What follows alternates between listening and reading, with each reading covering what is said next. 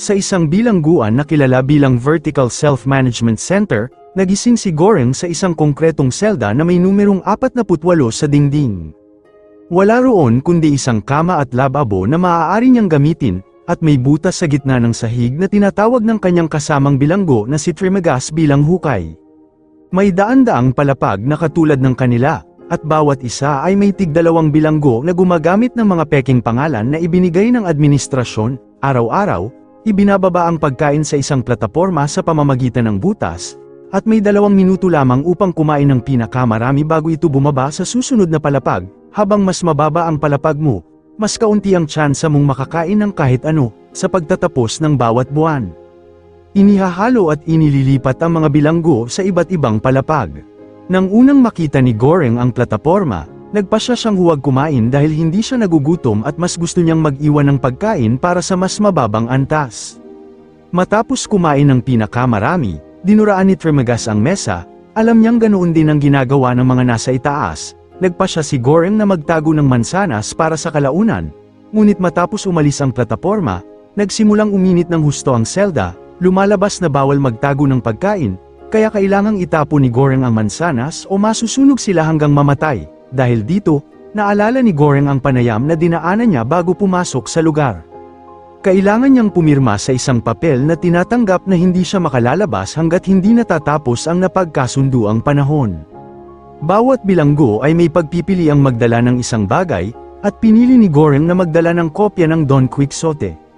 Kusang loob na pumasok si Goreng dito, at mananatili siya ng 6 na buwan kapalit ng isang akreditadong diploma. Kinabukasan, muling tumanggi si Goreng na kumain ng dumating ang plataporma, at inisip ni Trimagaz na nasasayang ang palapag 48 sa kanya.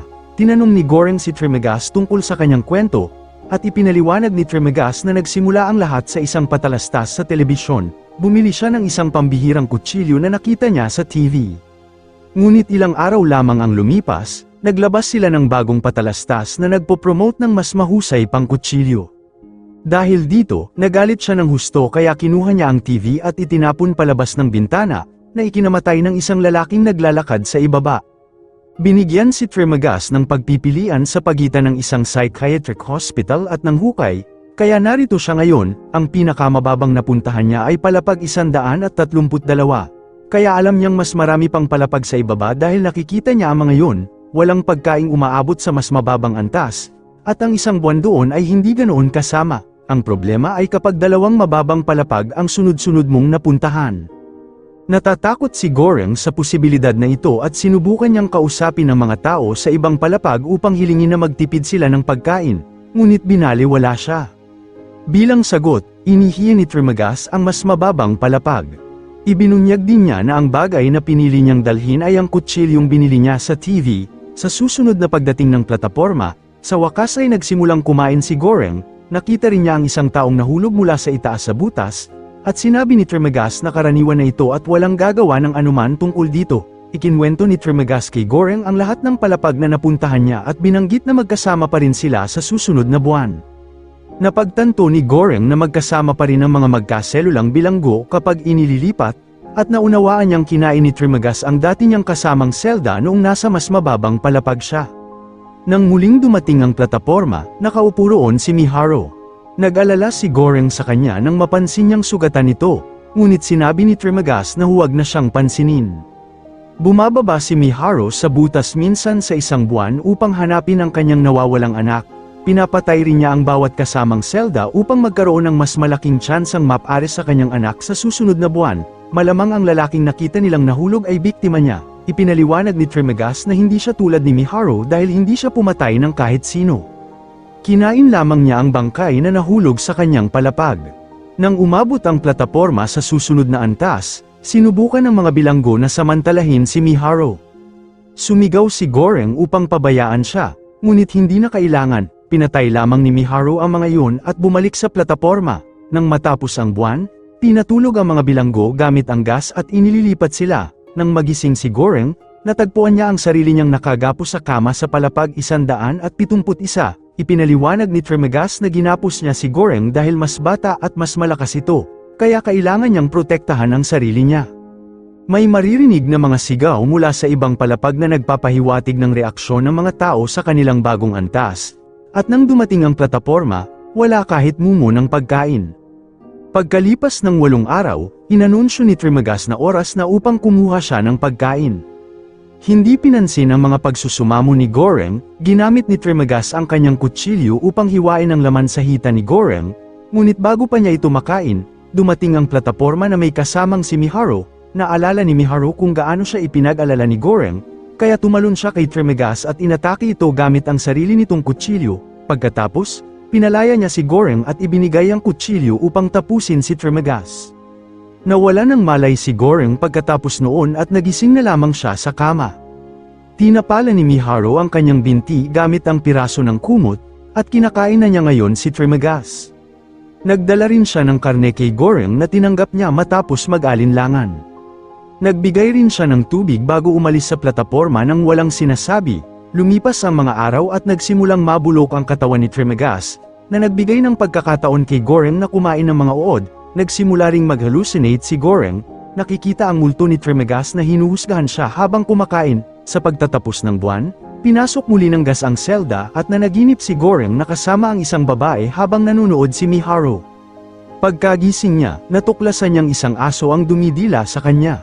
Sa kanyang gulat, ang bago niyang kasamang selda ay si Imogiri, ang babaeng nag-interview sa kanya nang kusang loob siyang pumasok sa bilangguan.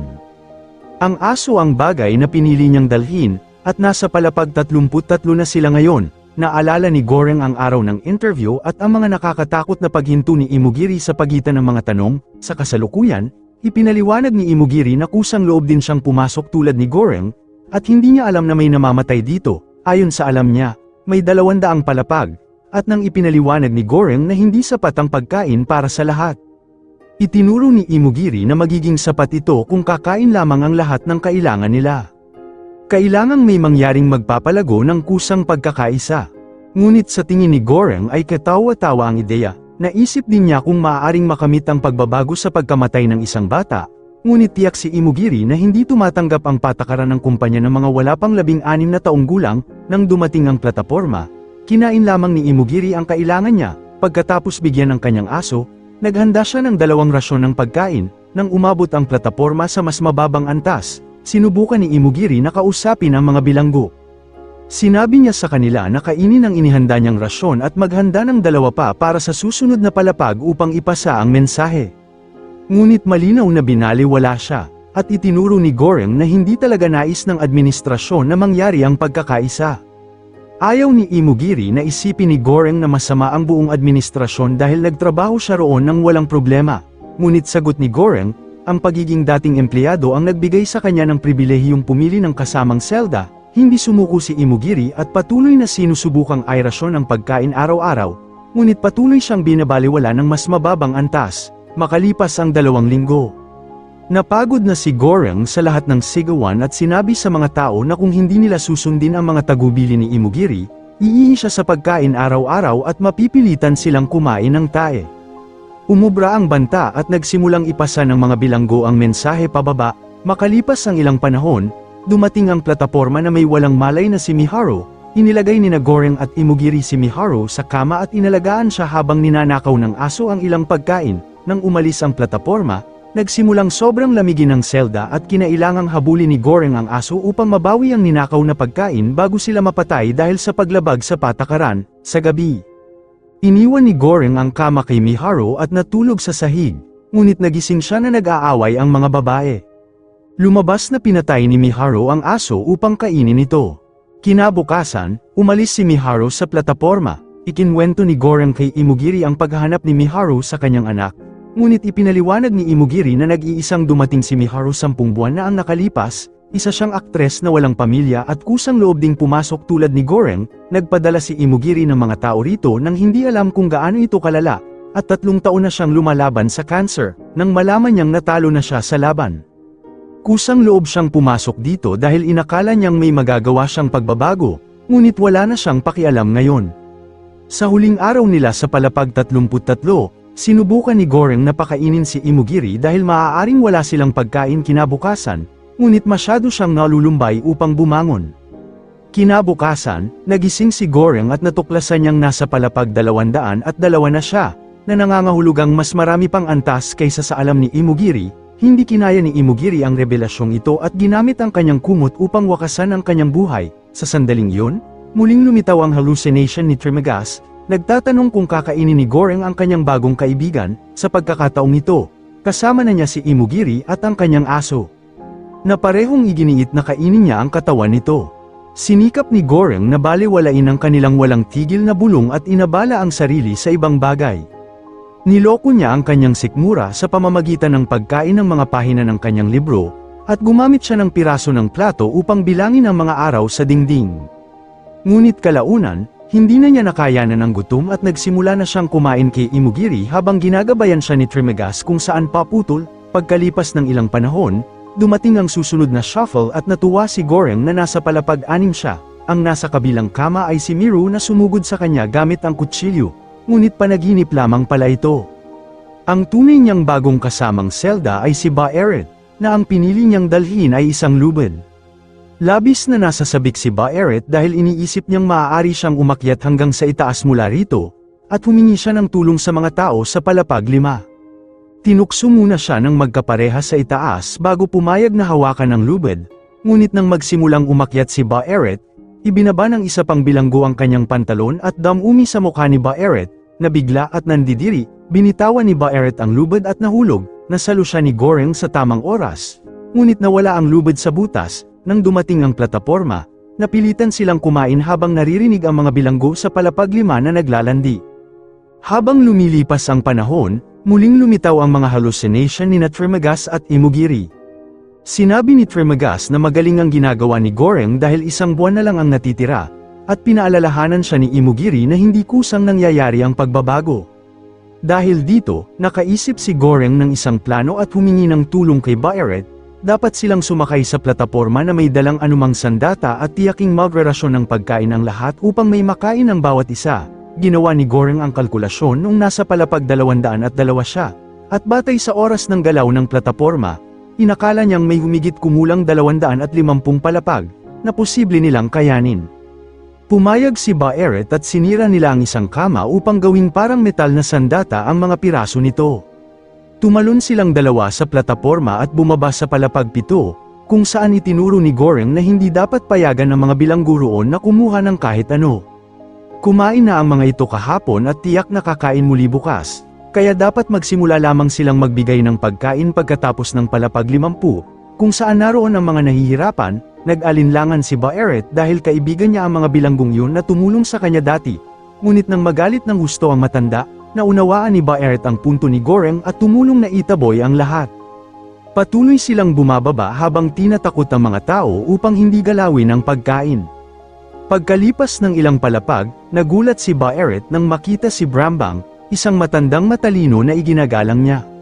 Sinuportahan ni Brambang ang ginagawa nila ngunit itinuro na walang konsensya ang administrasyon at hindi ito magmamalasakit kung magtagumpay sila. Ngunit marahil ang mga manggagawa sa antas ng Sara ay makikinig, kaya kailangan nila ng simbolo. Pinili ni Ba-Eret at Goreng ang panna cotta dahil ito ay isang napakaluhong putahe at mag-iiwan ng matinding impresyon kung makarating ito ng buo sa ibaba. Ipinagpatuloy nila ang misyon habang patuloy na binabantayan ang panna cotta at tinataboy ang mga tao sa pamamagitan ng mga banta. Pagdating sa palapag 50, nagsimula na silang magbahagi ng rasyon ng pagkain at labis ang pasasalamat ng mga tao. Sa palapag 77, nakatagpo sila ng isang may sakit na matandang lalaki at isang batang may kapansanan sa pag-iisip. Sinubukan ni Goreng na pakainin ang matanda ng sopas, ngunit sinabi ng bata na huwag nang mag-abala dahil papatayin din niya ang matanda mamaya upang kainin ito. Sa susunod na palapag, may bangkay lamang, at inakala ni Goreng na dito nagising si Miharu. Hindi huminto ang plataporma dahil walang buhay na tao. Ibig sabihin, mali ang kalkulasyon ni Goreng at may higit sa 250 palapag. Sa sumunod na palapag, nakita nila ang 2 lalaking inaatake si Miharu. Ang isa ay may espada at ang isa ay napakalaki at malakas. Nang tumalon sina Goreng at Ba-Eret upang tulungan ang babae, napakahirap nilang ipagtanggol ang sarili. Napatay ni Ba-Eret ang kanyang kalaban at tinulungan si Goreng na patayin ang malaking lalaki, ngunit huli na ang lahat para kay Miharu. Napatay na, nais siyang ipagluksa ni Goreng, ngunit hinayla siya ni Barrett pabalik sa plataporma bago sila maiwan. Patuloy silang bumaba at nagbigay ng pagkain sa mga bilanggong kanilang nakikita. Bagamat maraming palapag ang may mga patay na katawan lamang. Sa huli, huminto ang plataporma sa palapag 333 na tila huling antas. Sa unay inakala nilang walang laman ito, ngunit may taong nagtatago pala sa ilalim ng kama. Siya si Molly, ang nawawalang bata. Lumapit sina Barrett at Goreng sa bata, at nang bumaba sila mula sa plataporma, nagsimula na itong bumaba muli. Hiniling ni Goreng kay Barrett na ihagis ang panakate sa butas, ngunit tumanggi si Barrett. Sa kanilang pagtataka, hindi uminit o lumamig ang silid upang parusahan sila. Matapos ang mahabang pag-aalinlangan, ibinigay ni Barrett ang panakate kay Molly. Nanatili silang tatlo sa palapag na yun at patuloy na pinagmumultuhan si Goreng ni Trimagas, Imogiri, at ngayon pati na rin ni Miharu. Bigla, sumang-ayon si Barrett sa mga multo at sinabi kay Goreng na ang bata ang mismong mensahe. Nang magising si Goreng, natuklasan niyang namatay si Barrett dahil sa matinding pagdurugo. Sa susunod na pagdating ng plataporma, isinama ni Goreng si Molly at bumaba sila sa palapag 0, naganap na madilim at walang laman. Lumitaw si Trimagas at sinabi kay Goreng na bumaba na sa plataporma dahil hindi siya bahagi ng mensahe. Magkasama nilang pinanood ang plataporma na umaakyat dala si Molly. Umaasang ipapakita niya sa mga nang-aabuso sa itaas ang tunay na kalagayan. Maraming salamat sa pagtapos sa ating recap for today. Huwag kalimutang mag-like, share, and subscribe para palaging updated sa susunod nating upload.